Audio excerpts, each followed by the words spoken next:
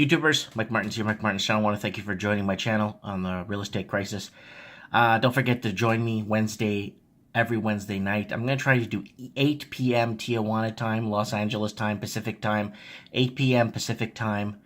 Trying to go a bit earlier so people on the East Coast could watch. A lot of people in New York, in Ontario, Florida, and Michigan want to watch a bit earlier. So I'm going to see if I could do 8 o'clock. Anyways, I got something here. Teranet.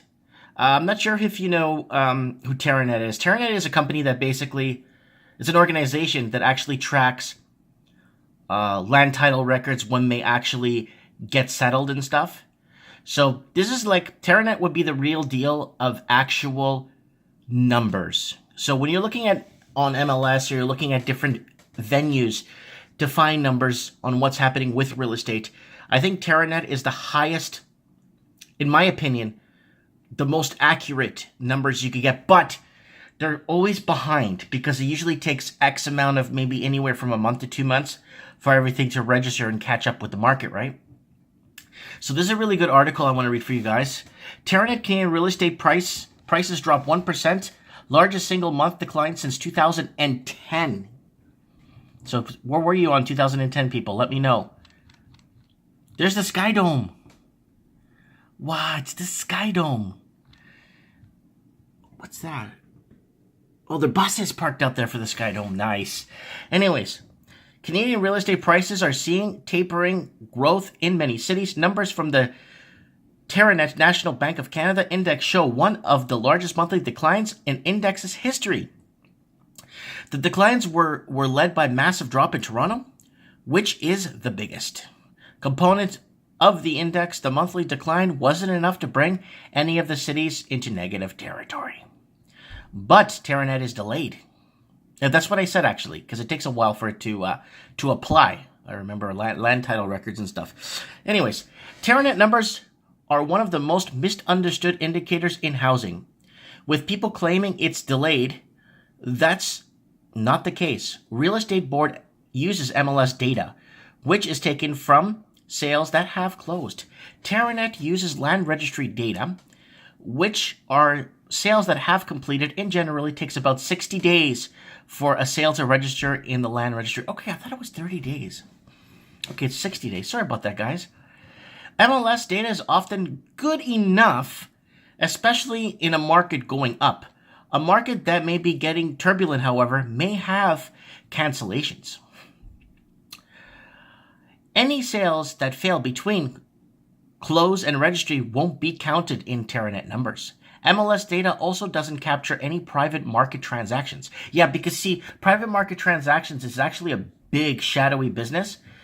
Not really shadowy, but private sellers, and a lot of times that doesn't get caught on MLS. And so remember, MLS isn't God, right? When it comes to housing, there's other venues, right? But the land title records registry is the one that actually you can't avoid. It's something that needs to go through, right?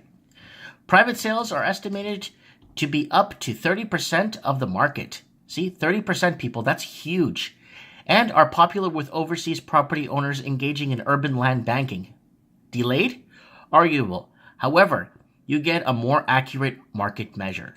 So basically, what they're saying is we're going to be 60 days delayed when it comes to accurate numbers, okay? And it's going to be a little bit more time-consuming to know what's happening. You know, you got to wait a bit. You have to wait around a bit, is what I'm saying. Nationally, the Canadian Urban Composite saw a monthly decline, but still remained higher for the year. The 11-city urban composite dropped 1% in October, led by a huge decline in the city of Toronto. So huge decline in the city of Toronto. This monthly drop was the largest observed in the index since 2010. The composite still remains 10% higher than the same time last year. There's tapering, but it hasn't gone negative at least. Let's look at the biggest gains and declines. So let's look over here and see what it shows. So look at this. Wow, look at this. What is this? Oh, Kerbin price. So yeah, there's a dip right here.